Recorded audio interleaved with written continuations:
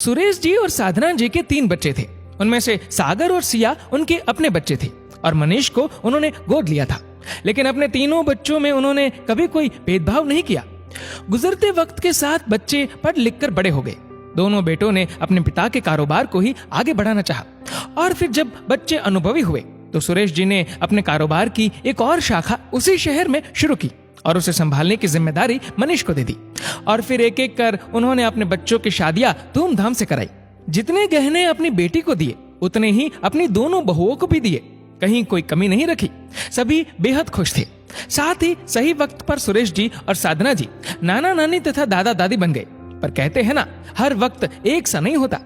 धीरे धीरे इस घर में भी छोटे मोटे क्लेश होने लगे। सुरेश जी और साधना जी ने बात को संभालने की कोशिश की, पर बात को बिगड़ता देख उन्होंने अब उचित निर्णय लेने का फैसला किया। उन्होंने अपने अपने बेटों और बहुओं संग खुलकर बात की और कहा कि पास रहो या दूर, रिश्तों में प्यार रहना जरूरी है और वैसे भी जोर जबरदस्ती से खींचे हुए रिश्ते टूट ही जाते हैं। उससे अच्छा है हम हमारी प्रॉपर्टी का बंटवारा कर देते हैं। तभी सभी ने अपनी राय रखी और निर्णय लिया। जैसे ही ये बात सुरेश जी की बड़ी बहन ललिता जी को पता चली, वह भी मिलने के बहाने उनके यहाँ आ गई और जब फुर्सत में आसपास कोई ना दिखा तो उन्होंने साधना जी से कहा, भाभी ये आपने अच्छा नहीं किया। साधना जी ने कहा, जी अब बच्चों की खुशी के लिए हमें ऐसा करना पड़ा, वरना हम ऐसा क्यों करते भला। ललिता जी ने आगे कहा, नहीं भाभी, आप मेरी बात समझी नहीं। मेरे कहने का मतलब है, आपके पास हमारी खानदानी जमीन जायदाद है, भैया का इतना बड़ा कारोबार है, फिर भी आप लोग मनीष को केवल 4 रूम का घर और दुकान ही दे रहे हो। ये तो उसके साथ नाइंसाफी हुई ना। तभी साधना जी ने कहा, आपको क्या लगता है जीजी कि हमने मनीष के साथ भेदभाव किया? जीजी, आपको याद है ना कि मनीष हमें किन हालातों में मिला था?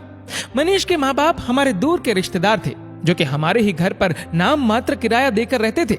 पर मनीष के जन्म के वक्त ही उसकी माँ चल बसी और कुछ दिनों बाद उसके पापा भी बिना किसी को कुछ कहे ये घर छोड़कर चले गए थे। तब बेचारा मनीष नन्ही सी जान अकेले ही घर में रोता रहा। तब हमने ही उसे संभाला था। उसके पापा की खोज की और साथ ही साथ उसके करीबी रिश्तेदारों से भी बात की, पर सभी ने उसे संभालने से इनकार कर दिया था। और फिर हमारे 2 बच्चे होने के बावजूद हमने मनीष को गोद ले लिया।